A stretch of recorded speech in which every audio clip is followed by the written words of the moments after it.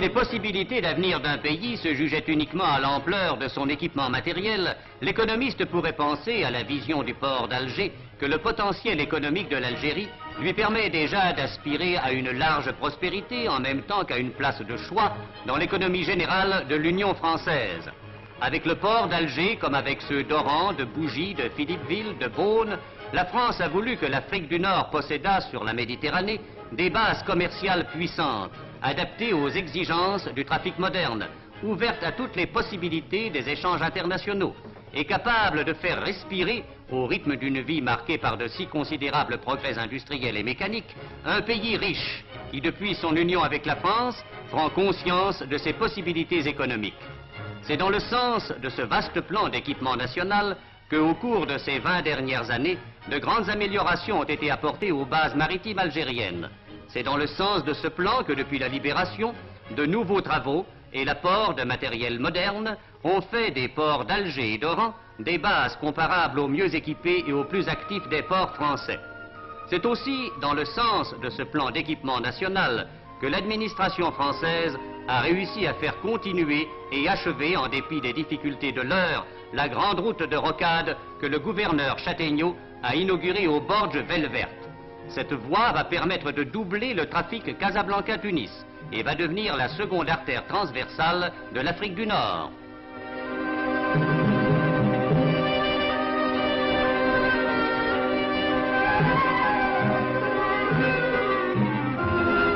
C'est encore dans le cadre de ce plan d'équipement national que s'ouvrent les uns après les autres et jusqu'aux lisières du désert des aérodromes qui faciliteront les liaisons rapides à travers toute l'Algérie.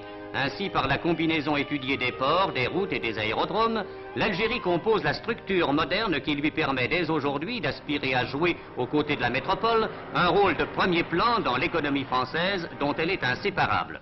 Pour jouer ce rôle, il faut à l'Algérie de l'eau. Le problème de l'eau est depuis 100 ans au premier rang des préoccupations de l'Algérie française. Ces dernières années, de magnifiques progrès, rendus possibles par les techniques modernes, ont été accomplis dans ce domaine. Le barrage de Kerrata, dans le Constantinois, sera bientôt la plus grandiose des réalisations de cet ordre. En pleine montagne, son énorme masse de béton retiendra les eaux d'un oued jusqu'ici sauvage pour les rendre productrices. Demain, ces turbines fourniront par millions de kilowatts la force électrique qui fera au loin mouvoir les roues des usines.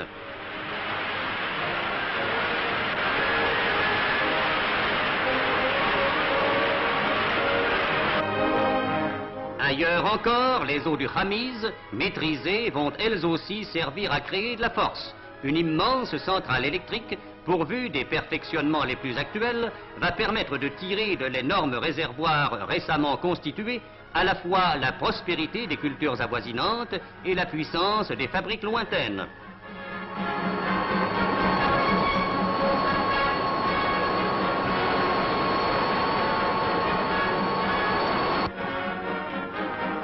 Ces nouveaux apports de force génératrice de travail et de richesse constitués par le réseau de barrages dont l'Algérie a fixé la réalisation sont augmentés par la présence aux confins marocains du bassin houlier de Kenazza, découvert en 1907 et dont l'exploitation, commencée pendant la guerre de 1914 par les chemins de fer algériens, n'a pu être sérieusement menée que depuis 1940.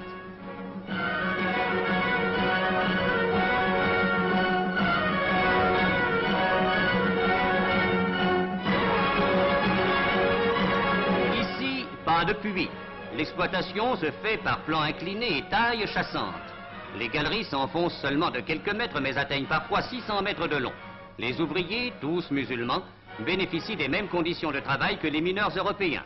Et grâce à une parfaite coordination, l'exploitation, en dépit des difficultés causées par la faible épaisseur des couches, est montée de 20 000 tonnes en 1939 à 200 000 tonnes en 1945. On envisage par ailleurs que la production pourra atteindre annuellement 300 000 tonnes.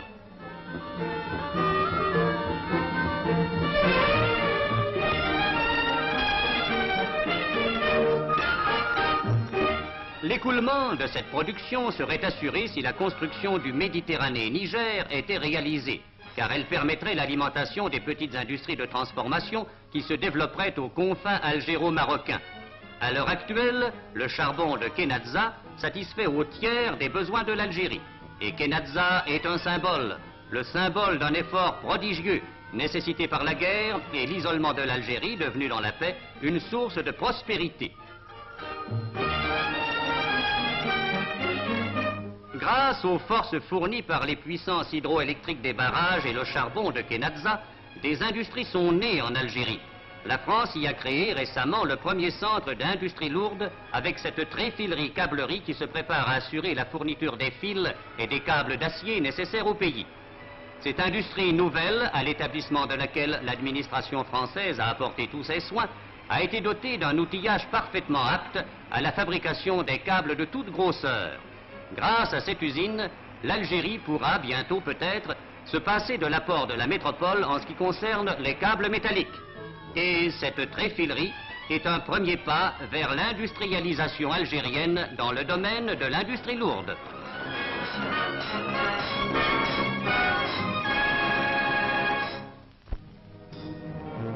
Toutefois, il ne faut pas compter que l'Algérie puisse entretenir une industrie lourde d'importance. Le manque de minerais l'en empêche. Son domaine est plutôt dans les industries du textile.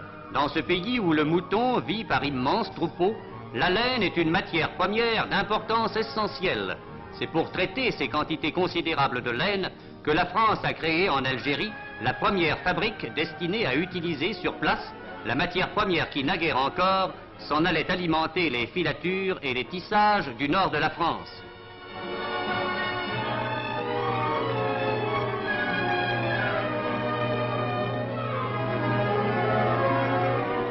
À Oran existe depuis 1938 une fabrique qui, sous le contrôle du gouvernement général, opère la transformation de la laine, depuis la toison jusqu'au tissu inclusivement.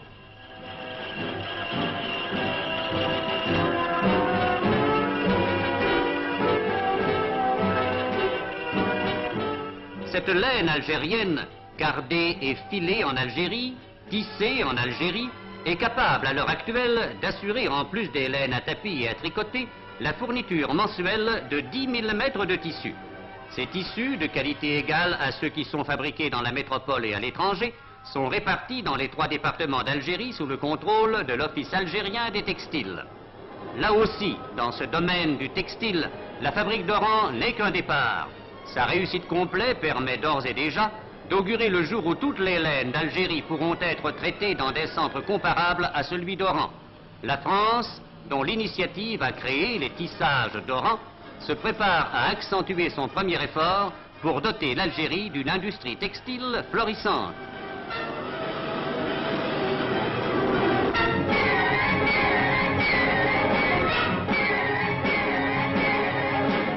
Une autre industrie bien faite pour le pays et dont l'extension apportera à l'Algérie une source de profit considérable est celle de la conserve.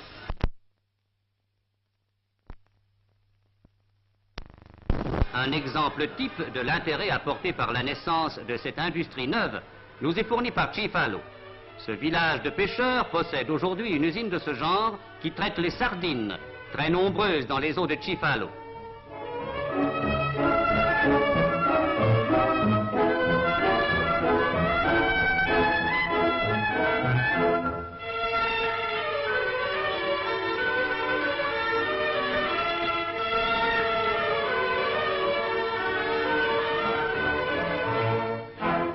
Le soleil, grâce au climat, fait ici partie des méthodes employées. C'est un avantage gratuit dont dispose l'Algérie pour l'ajouter aux techniques, aux méthodes et à l'outillage grâce auxquels, bénéficiant de l'expérience acquise par les entreprises françaises du même genre, l'usine de Chifalo parvient à sortir actuellement 35 000 boîtes de sardines par jour. Avec la sardinerie de Chifalo, l'Algérie possède l'embryon d'une industrie qui pourra, le jour venu, lui fournir un apport économique considérable. La métropole trouverait là une source de conserve qu'elle est pour l'instant obligée de chercher ailleurs.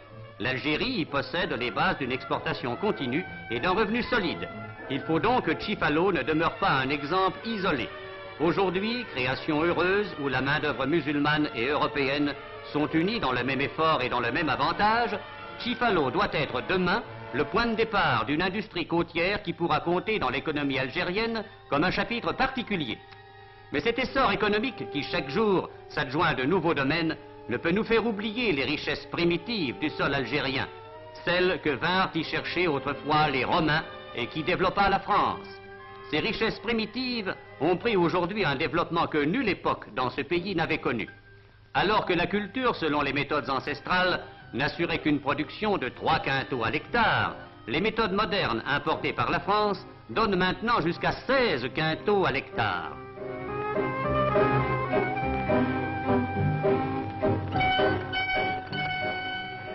Ce stade de rendement est atteint très généralement dans les grandes exploitations créées depuis un siècle en Algérie et qui comptent parfois 1000 hectares et plus, consacrés uniquement à la culture des céréales et cultivés au moyen du matériel le plus moderne, à l'instar des exploitations canadiennes ou américaines. Ainsi, l'Algérie n'a pas cessé d'être le grenier dont parlaient les civilisations disparues. On peut augurer que la nourriture de la population étant assurée par le sol même, il sera possible d'exporter un surplus qui contribuera à faire de ce pays un pays riche.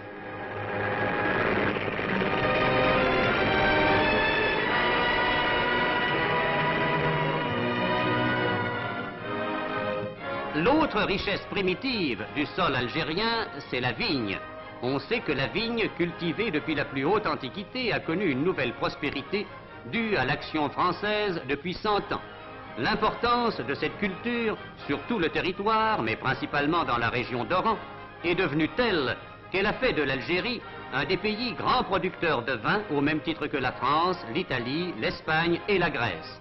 Dans ces vignobles qui couvrent parfois plusieurs centaines d'hectares, les vendanges apportent chaque année les signes d'une indiscutable prospérité.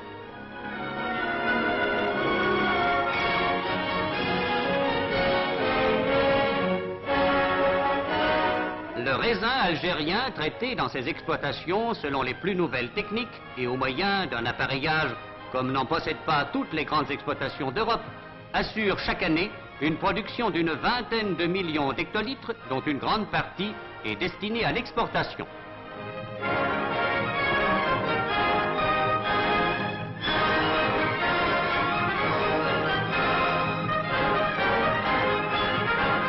Cette importance de la vigne, devenue l'une des richesses locales, assure à l'Algérie une place certaine et prépondérante dans les échanges commerciaux avec l'Europe.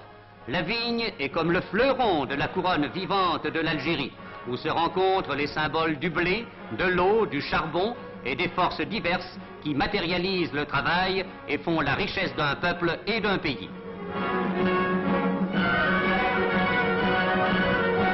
Dans cet essor économique commencé voici un siècle et qui aujourd'hui est parvenu à faire de l'Algérie une terre où les réalisations acquises n'ont pas que leur valeur de réalisation, mais aussi celle d'une promesse d'avenir, la France peut revendiquer hautement l'ampleur de son rôle. Sa récompense est de voir aujourd'hui l'Algérie riche, prospère, heureuse, assurée d'un avenir éclatant.